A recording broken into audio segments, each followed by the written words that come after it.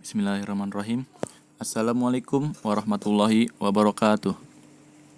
Perkenalkan, saya Zaki Arifin dari SMA Negeri 5 Kota Tangerang Selatan, kelas 11 MIPA 3. Di sini saya akan menjelaskan tentang penggunaan berbagai alat sederhana yang menggunakan prinsip gerak harmonik sederhana. Gerak harmonik sederhana adalah gerak bolak-balik benda melalui suatu titik keseimbangan tertentu dengan banyaknya getaran benda dalam setiap sekon selalu konstan. Jenis gerak harmonik sederhana dibedakan menjadi dua bagian, yaitu yang pertama gerak harmonik sederhana linier. Contohnya seperti penghisap dalam silinder gas, gerak osilasi air raksa atau air dalam pipa hiu, gerak horizontal atau vertikal dari pegas, dan sebagainya. Yang kedua yaitu gerak harmonik sederhana angular. Contohnya seperti gerak bandul atau bandul fisis, osilasi ayunan torsi, dan sebagainya. Contoh gerak harmonis sederhana yang pertama yaitu gerak harmonik pada bandul. Bisa dilihat dari gambar di atas. Ketika beban digantungkan pada ayunan dan tidak diberikan gaya, maka benda akan diam di titik keseimbangan B2. Jika beban ditarik ke titik A dan dilepaskan, maka beban akan bergerak ke B, C, lalu kembali lagi ke A2. Gerakan beban akan terjadi berulang secara periodik. Dengan kata lain, beban pada ayunan di atas melakukan gerak harmonik sederhana 2. Gerak harmonis pada pegas. Semua pegas memiliki panjang alami. Ketika sebuah benda dihubungkan ke ujung sebuah pegas, maka pegas akan meregang atau bertambah panjang sejauh delta X.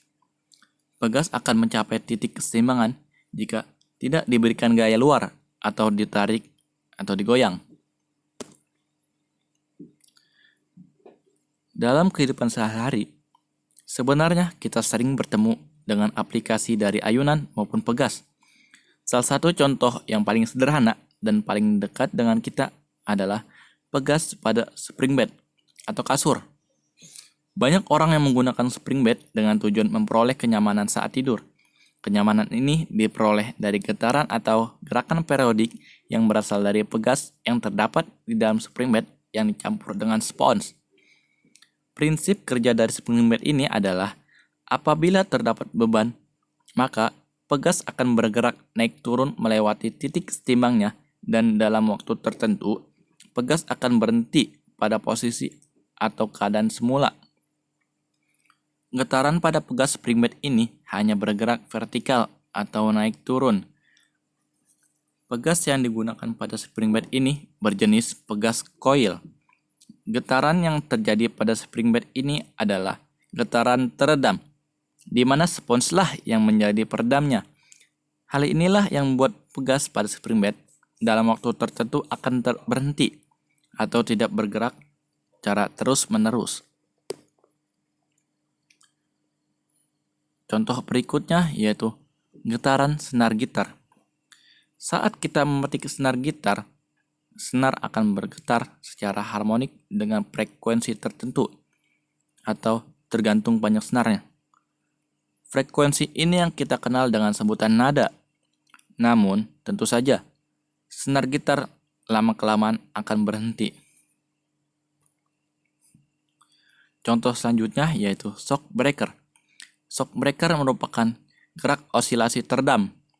Artinya, gerak harmonik pada shock breaker dirancang untuk mengecil dan menghilang dalam waktu yang cukup cepat.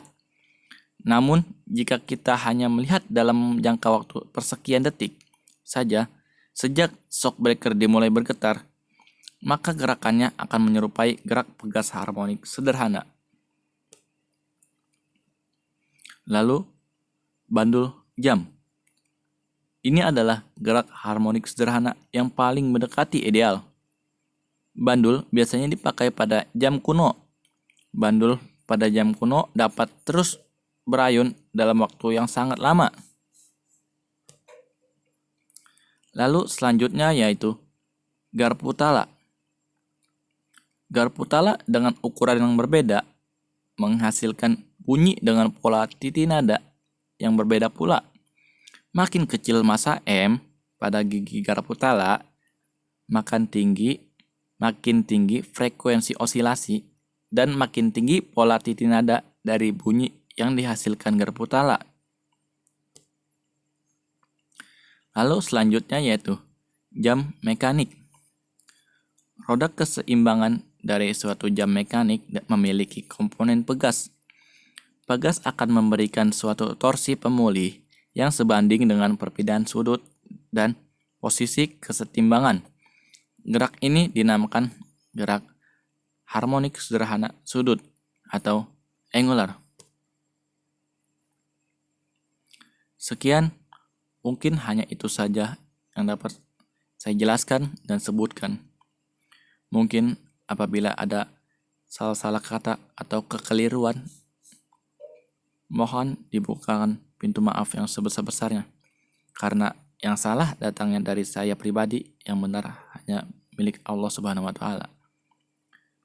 Seperti kata pepatah dari Arab, yaitu unzur mangkola wala tangzur mangkola.